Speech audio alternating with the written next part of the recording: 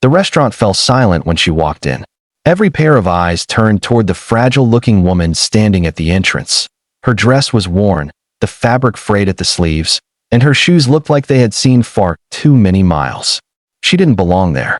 Not in a place filled with the scent of luxury wine, soft piano music, and men in designer suits. The waiter hesitated before approaching her, unsure if she was lost. But she wasn't. She knew exactly where she was going. To a table where a man, perfectly dressed in a tailored navy suit, waited for his blind date, completely unaware that the woman walking toward him would change his life forever. If you believe in kindness, in second chances, and that love can appear in the most unexpected forms, then please take a moment to like this video, subscribe to our channel, and share it with someone who still believes in true love. Your support keeps these emotional stories alive. His name was Nathan Cole, a young CEO and a single dad to a 6-year-old daughter named Sophie. People called him the ice-hearted businessman, the kind of man who built walls so high that no one dared climb them.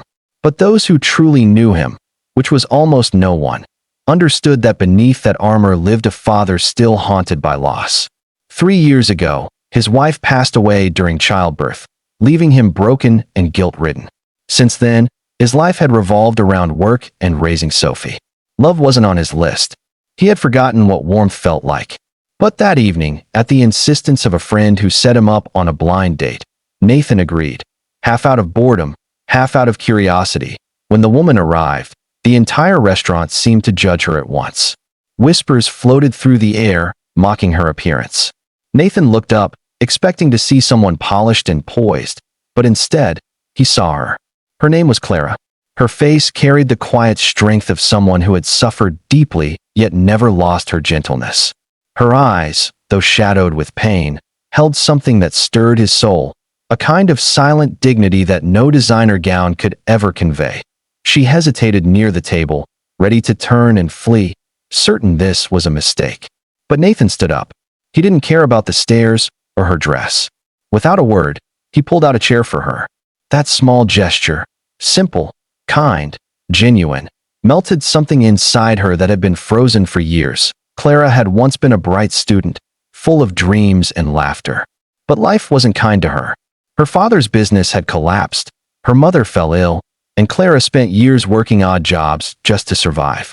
The invitation to this blind date came from her friend, who believed she deserved a chance to smile again. Clara didn't even have money to buy a new dress. So she came in what she had, her heart pounding, praying that the man across the table wouldn't look at her with disgust. But Nathan didn't. He saw something else entirely. As they sat across from each other, an awkward silence lingered. She fidgeted with her hands, too ashamed to meet his gaze.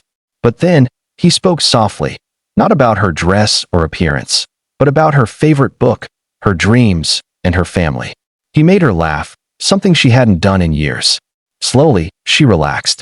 For the first time, she felt seen, not judged, while others stared in disbelief. Nathan looked at her as though she was the most fascinating person in the room.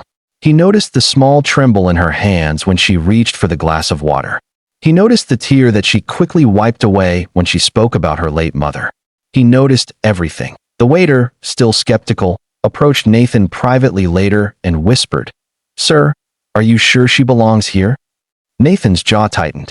He glanced at Clara. The way she sat with quiet grace despite the humiliation.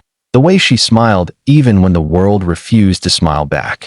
And then, he looked at the waiter and said, "She belongs wherever I am."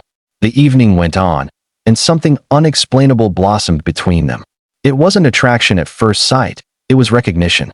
Two souls who had both known pain, both tired of pretending to be okay. Nathan didn't know it yet, but Clara was the mirror he didn't know he needed. When the dinner ended, he offered to walk her outside. It was drizzling slightly, the city lights reflecting on the wet pavement. She apologized for embarrassing him, her voice breaking as she said, "You didn't have to be kind to me." He smiled, a real, warm smile that reached his eyes, and said, "You think kindness is something people have to earn?" "No, Clara. Kindness is given where it's needed most." Those words stayed with her long after that night. Days passed, and Nathan found himself thinking about her, her honesty, her courage, the purity in her eyes.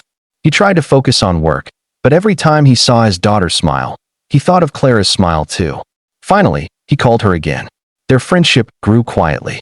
He invited her to meet Sophie, and to his surprise, his daughter adored her instantly. Sophie would draw pictures of Miss Clara, and for the first time in years, Nathan saw his daughter laugh freely again, but not everyone approved. The board members of his company whispered about how unprofessional it looked. A CEO spending time with a woman who, by their standards, had nothing. Even his business partner tried to warn him, "She's not from our world." Nathan simply replied, "Then maybe it's time our world changes." Clara, too, struggled. She was constantly reminded of her place, of how she didn't belong in his glittering world. She tried to distance herself, afraid that her presence would hurt his reputation. But every time she stepped away, Nathan found her. He told her once, standing under the rain outside her small apartment, "You think you're not enough because you have less. But Clara, you have more heart than anyone I've ever met." Months passed, and their bond deepened. Clara found work in Nathan's company, not through his influence, but through her own determination. She was bright, hardworking, and everyone eventually noticed. She brought a sense of compassion to the cold corporate halls. Employees adored her for her humility. And Nathan found himself healing. He smiled more, laughed more, loved more, but the turning point came one afternoon during a company charity event. A rude investor mocked Clara in front of everyone, sneering at her past and questioning why Nathan kept someone like her around. The room froze. For a moment, the old Nathan, the calm, calculating CEO, disappeared. He stood, his voice low but firm, and said, "Because she reminds me that humanity still exists. Because when everyone else walked away, she stayed. Because she's the reason my daughter believes in happiness again." The silence that followed was heavy with truth. After that day, no one dared question her place again. Their love story wasn't built on luxury or appearances. It was built on the raw, imperfect beauty of two broken people choosing to heal together. On nights when Nathan struggled with memories of his late wife, Clara would hold his hand and remind him that love doesn't replace what's lost. It simply adds another reason to live. And when Clara doubted herself, Nathan would lift her chin and tell her, "You're my second chance at life." Years later, in that same restaurant where they first met, where she had once stood trembling in a tattered dress, Nathan took her hand and whispered, "You changed my world the day you walked in." And before a quiet, smiling crowd, he knelt and asked her to be his forever. Tears filled her eyes as she realized she hadn't just found love. She had found home. If this story touched your heart, please take a moment to like this video, share it with someone who needs faith and love again, and subscribe for more heartwarming stories that remind us kindness never goes unnoticed.